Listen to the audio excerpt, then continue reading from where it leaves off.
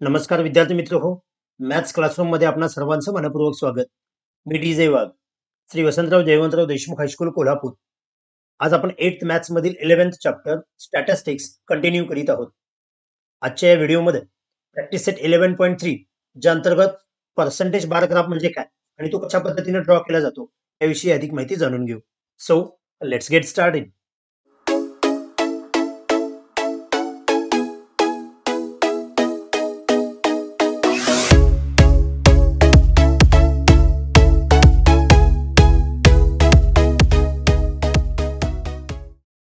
Students, यापूर्वीच्या व्हिडिओमध्ये आपण सब डिवायडेड बार ग्राफ म्हणजे काय ते अभ्यासलेला आहे.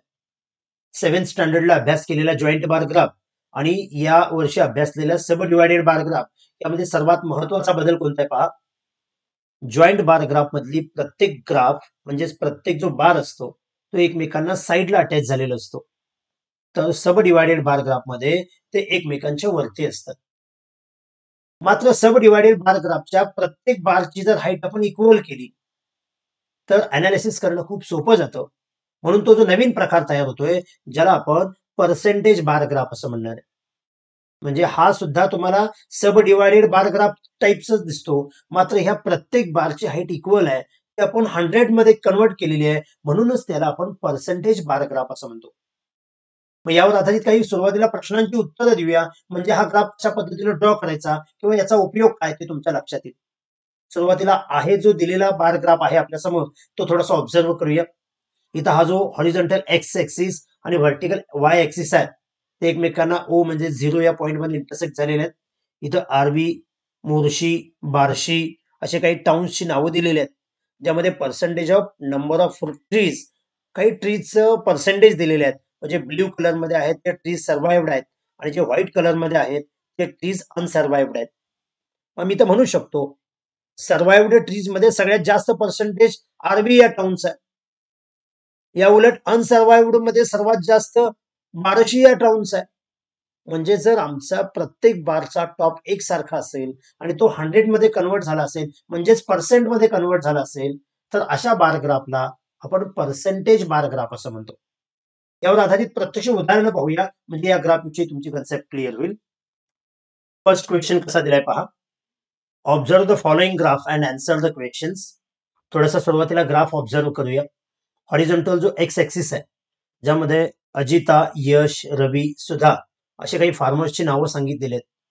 आणि हा जो व्हर्टिकल वाय एक्सिस आहे त्यामध्ये 10, 20, 30 हे जे स्केल सांगितलेले आहे ते 10% म्हणजे 100 पर्यंत इथं याची स्केल दिलेली आहे. आणि प्रत्येक बारचा जो हाईट आहे ती 100 दाखवलेली आहे, म्हणजेच हा पर्सेंट बार ग्राफ आहे. हे जे 10 to 100% सांगितलेलं आहे ते प्रोडक्शन इन द फार्म, म्हणजे या फार्मरचं प्रोडक्शन काय असेल ते इथे दिलेलं आहे. हा जो ब्ल्यू कलर आहे तो इंडिकेट करतोय प्रोडक्शन ऑफ तूर. तूरचं प्रोडक्शन म्हणजे हा ब्ल्यू सांगितलेला आहे. आणि हा जो व्हाईट ठेवलेला आहे तो म्हणजेच प्रोडक्शन ऑफ ग्राम असं सांगितलेलं आहे. यावर आधारित फर्स्ट क्वेश्चन काय पहा. State the type of the bar graph. या ग्राफचा टाइप कोणता असेल. सब डिवायडेड मध्ये हाईट कमी जास्त असते, या प्रत्येकाची हाईट सेम आहे म्हणजेच ती 100 मध्ये आलेली आहे. याचाच अर्थ याचा जो टाइप आहे तो म्हणजे पर्सेंटेज बार ग्राफ असं आपण त्याला म्हणू शकतो. सेम वे सेकंड क्वेश्चन काय पहा. How much percent is the tur production to total production in Ajita's farm. अजिताचं जे फार्म आहे त्यामध्ये तूरचं प्रोडक्शन टोटल प्रोडक्शनच्या किती पर्सेंट आहे असं विचारलेलं आहे. टोटल 100% सांगितलेलेच आहे. यामध्ये तूरचं म्हणजेच ब्ल्यू कलर मध्ये जर आपण अजिताचा बार अभ्यास केला टोटल 100% आहे, त्यामध्ये ब्ल्यू कलर हा 60% पर्यंत आलेला आहे. याचाच अर्थ ब्ल्यू कलर 60 म्हणजे तूरचं जे प्रोडक्शन आहे ते 60% आहे म्हणूया. जर इथं आम्हाला ग्रामचं विचारलं असतं तर 100 मायनस 60 म्हणजे आपण 40 म्हटलं असतं. आपल्याला फक्त तूरचं विचारलेलं आहे म्हणजे आपण इथं 60% आहे असं म्हणू शकतो. सेम वे थर्ड क्वेश्चन कसा आहे पहा. Compare the production of gram in the farm of Yash and Ravi. पुन्हा एकदा पहा, यश आणि रवी यांचं ग्राम जो आहे त्याचं प्रोडक्शन विचारलेलं आहे. State whose percentage of the production is more and by how much. म्हणजे यश आणि रवी या दोघांचं ग्रामचं प्रोडक्शन कंपेअर करा आणि कुणाचं जास्त आहे, हाऊ मच मोअर ते आपल्याला विचारलेलं आहे. आपण यशचं जर फार्म प्रोडक्शन पाहिलं तर यामध्ये तूरचं प्रोडक्शन इथं 50% दिसतं आणि टोटल 100% आहे. याचा अर्थ तूर 50% असेल तर ग्राम 50% झालं. रवीचं जर आपण इथं प्रोडक्शन ऑब्झर्व केलं तर तूरचं जे आहे ते 70% येत आहे. याचाच अर्थ ग्रामचं 100 मायनस 70 म्हणजे 30% असेल. म्हणजे इथलं 50% प्रोडक्शन आहे ते यशचं होतं आणि 30% प्रोडक्शन जे होतं ते रवीचं होतं. हे दोन्ही व्हाईट मधलं म्हणजेच ग्रामचं प्रोडक्शन पाहिलेलं आहे. मग या दोघातला डिफरन्स विचारलेला आहे त्यांनी. म्हणजेच त्यांनी असं विचारलेलं आहे, whose percentage of the production is more, कुणाचं जास्त आहे अँड बाय हाऊ मच, कितीनं जास्त आहे. इथं यशचं प्रोडक्शन जास्त आहे रवीपेक्षा, 20% मोअर आहे.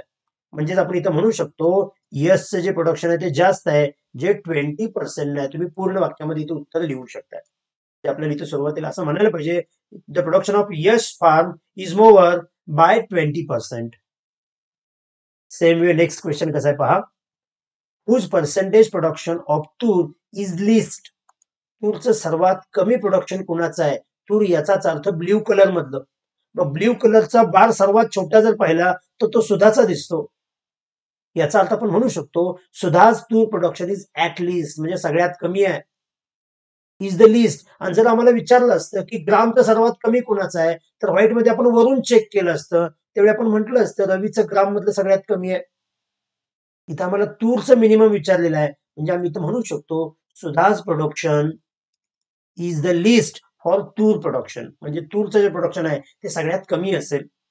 आणि लास्ट क्वेश्चन असा आहे, state production percentages of tur and gram in Sudha's farm. सुधाच्या फार्म मध्ये तूरचं आणि ग्रामचं पर्सेंटेज काय आहे, प्रोडक्शनचं पर्सेंटेज काय आहे ते विचारलं. सुधा याचाच अर्थ हा जो लास्ट बार आहे तो, जर आपण सुरुवातीला तूरचं प्रोडक्शन पाहिलं तर ते 40% आहे.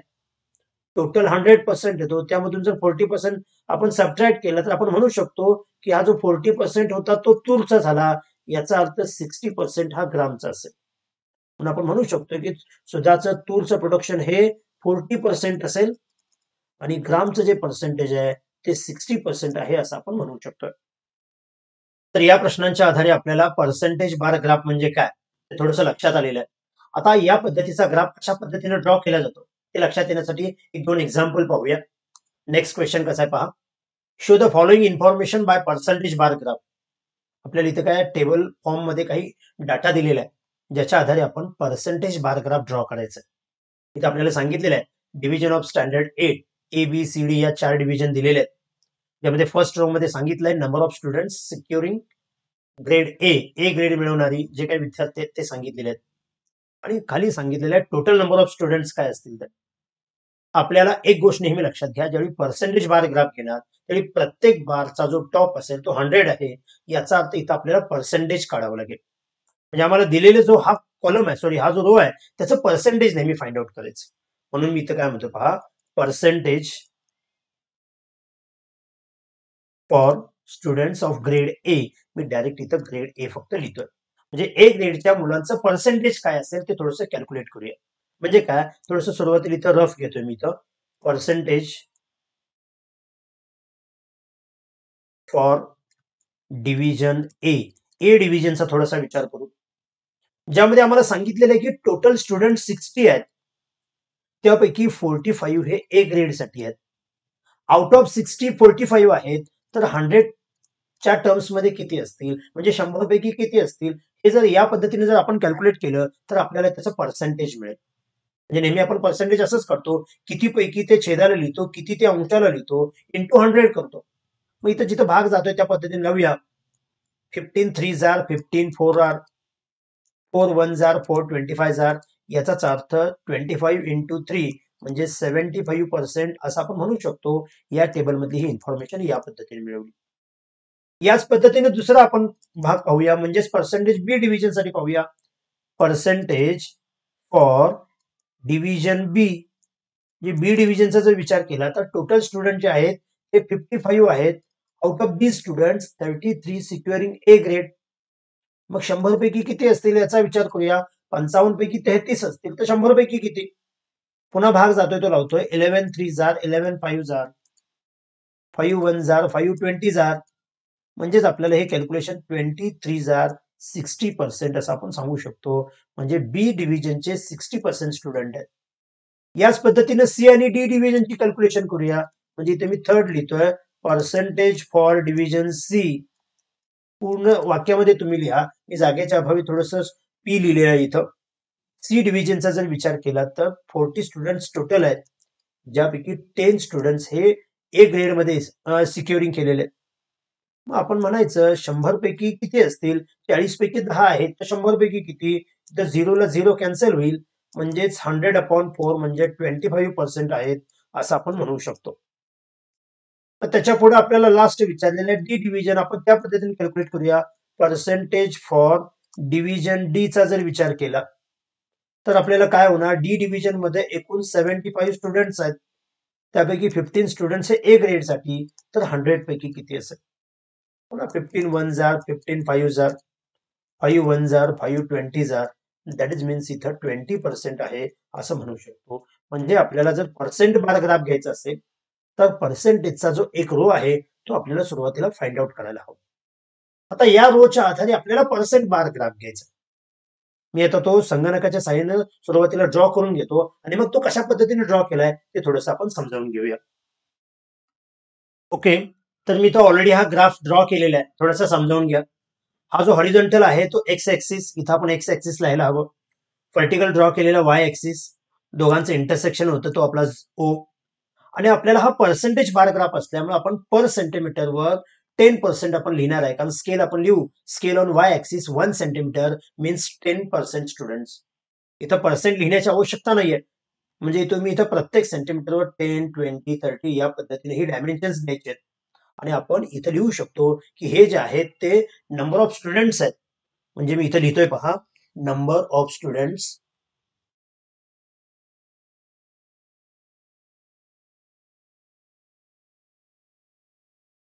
म्हणजे वाय ऍक्सिस वर या पद्धतीने आपण नंबर ऑफ स्टुडंट्स लिहिलेले आहेत.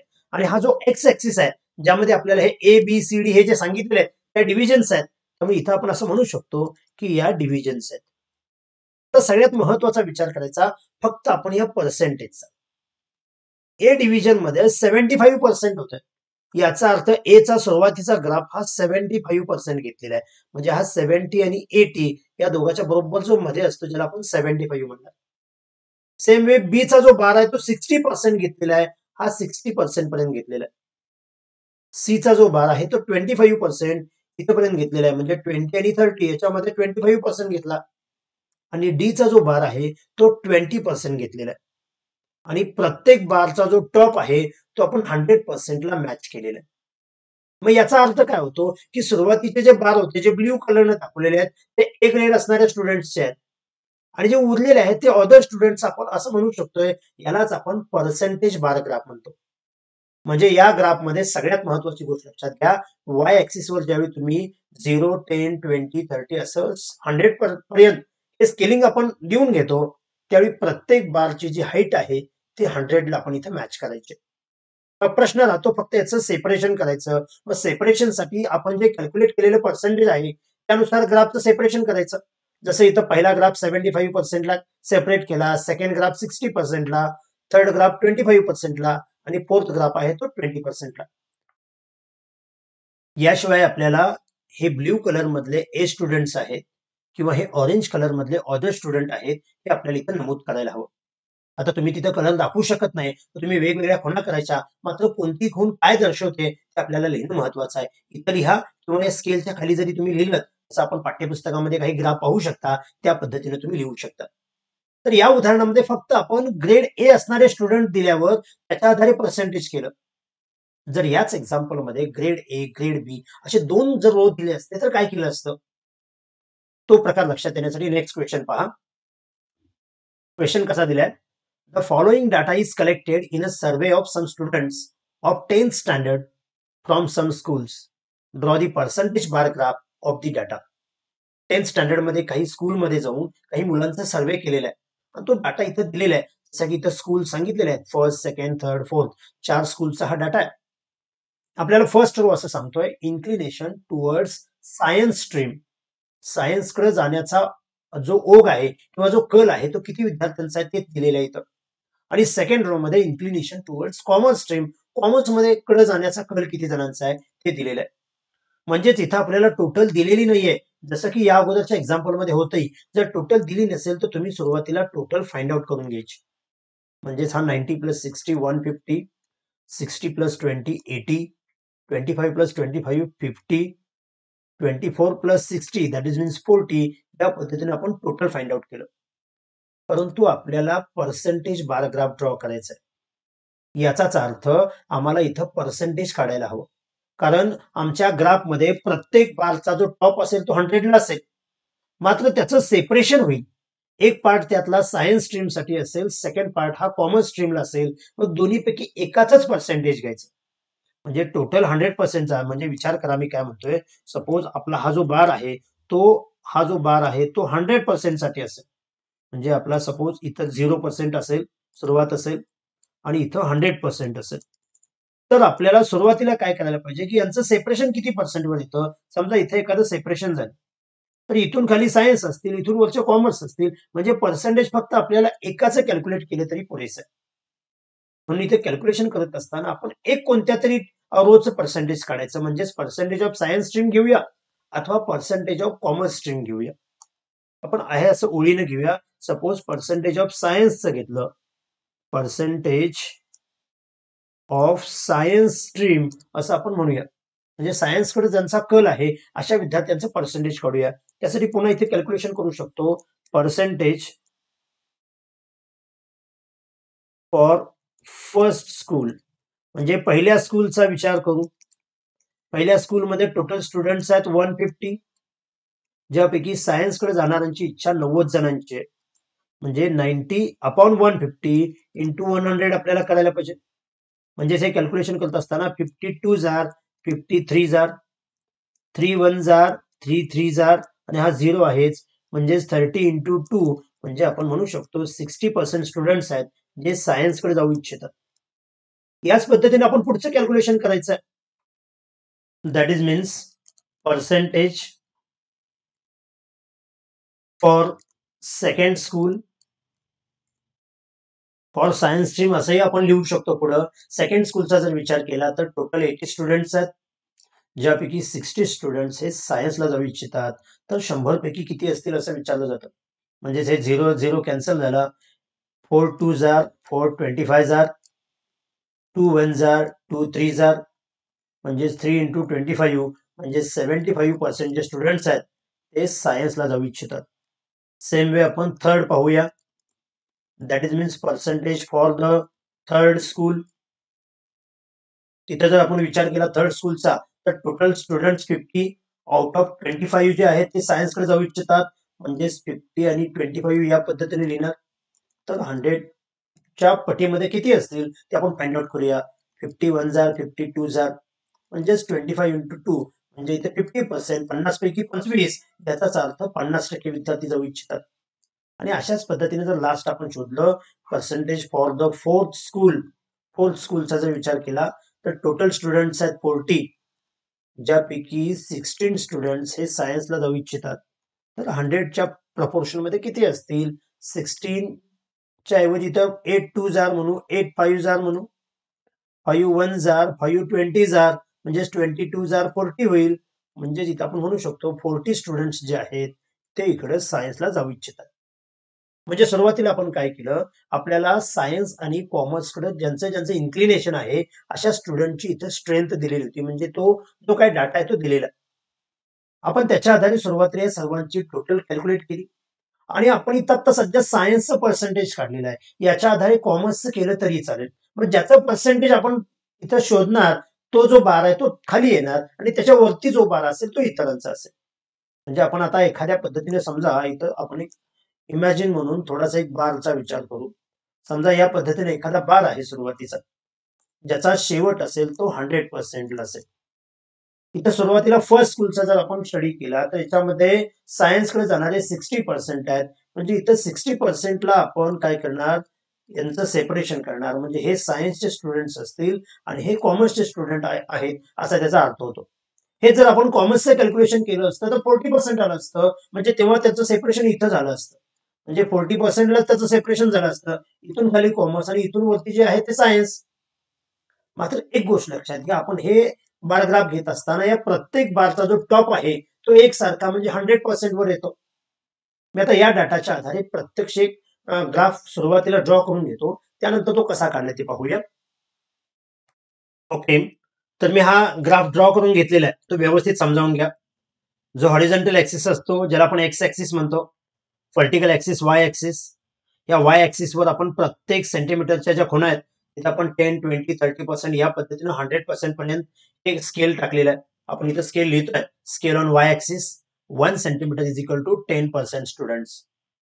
आता हे जे आहे ते स्टुडंटचं पर्सेंटेज आहे, त्यामुळे इथं आपण असं लिहूया पर्सेंटेज ऑफ स्टुडंट. प्रत्येक बारच्या खाली त्या स्कूलचं इथं नेम दिलेलं नाही, फर्स्ट सेकंड या पद्धतीनेच म्हटलंय, आपण तसंच म्हटलेलं आहे फर्स्ट सेकंड थर्ड फोर्थ या पद्धतीने हे स्कूल्स आहेत. यामध्ये सर्वात महत्वाचं म्हणजे हा पर्सेंट बार ग्राफ आहे, त्यामुळे प्रत्येक ग्राफचा जो टॉप आहे तो आपण 100% पर्यंत नेलेला आहे आणि फक्त मध्ये सेपरेशन केलेलं आहे. हे सेपरेशन करत असताना फर्स्ट स्कूलचा विचार करूया. फर्स्ट स्कूलमध्ये सायन्स स्ट्रीमकडे इन्क्लिनेशन असणारे स्टुडंट 60% आहेत, म्हणजे 60% पर्यंतचा जो बार आहे तो इथला खालचा असेल तो सायन्ससाठी आणि जो वरचा बार असेल तो कॉमर्ससाठी असा त्याचा अर्थ होतो. सेकंड स्टुडंटचा सेकंड स्कूलमध्ये 75% स्टुडंट जे आहेत ते सायन्ससाठी इच्छुक आहेत. याचा अर्थ 70 आणि 80 याच्यामध्ये जी रेषा असते, इथं मिलीमीटरच्या 10 रेषा असतात, त्यातली मधली जी रेषा आहे ती म्हणजे 75. इथून आपण याचं सेपरेशन केलं. सेम वे थर्ड स्कूलमध्ये 50% सांगितलेलं आहे. 50%चा सेपरेशन तुम्हाला लगेच लक्षात येईल आणि याच पद्धतीनं फोर्थ स्कूलमध्ये 40% म्हणजे या पद्धतीने आपण 40% केलेलं आहे. आपण हे जे पर्सेंटेज काढलेलं आहे ते आहे सायन्सचं, म्हणून सायन्सचे बार याच्यात तळाला असतील. म्हणजे ब्ल्यू जो आहे तो सायन्स स्ट्रीमकडे असणारा जो स्टुडंटचा इन्क्लिनेशन आहे आणि जो हा ऑरेंज आहे तो कॉमर्स स्ट्रीमचा. मग हे जे इंडिकेशन आहे तुम्ही वेगवेगळ्या खुणांनी दाखवू शकतो, आपण रंगाने नाही दाखवू शकत. अशा वेळी तुम्ही तिथं एक जो ग्राफ आहे तो पूर्ण मोकळा ठेवा आणि एखादा जो असेल त्याला जर तुम्ही एखाद्या अशा बार म्हणजे तिरक्या रेषा जरी ओढलात तरी लक्षात येईल. म्हणजे या पद्धतीने तुम्ही सुद्धा तिरक्या रेषा जर ओढलात तर तुम्हाला सेपरेशन सांगता येईल की प्लेन आहे ते सायन्स आहे आणि या ज्या तिरक्या रेषा ओढलेल्या आहेत ते कॉमर्स स्ट्रीम आहे. या पद्धतीने तुम्ही इथं छोट्याशा ज्या काय त्याच्या सूची असते ती देऊ शकता. जिथं आपण म्हणू शकतो हे प्लेन जे आहे ते सायन्स आहे आणि हे या पद्धतीने जर लाईन्स ओढल्या असतील तर ते कॉमर्स आहे, ते इन्क्लिनेशन आपण इथं देऊ शकतो. तर अशा प्रकारे या व्हिडिओमध्ये आपण पर्सेंटेज बार ग्राफ म्हणजे काय आणि तो कशा पद्धतीने ड्रॉ केला जातो याविषयी माहिती पाहिली. जर हा व्हिडिओ आवडला असेल तर लाईक करा, इयत्ता 8वीच्या जास्तीत जास्त विद्यार्थ्यांच्यापर्यंत शेअर करा आणि चॅनल सबस्क्राईब करायचं राहिलं असेल तर आठवणीने सबस्क्राईब करा. थँक्यू.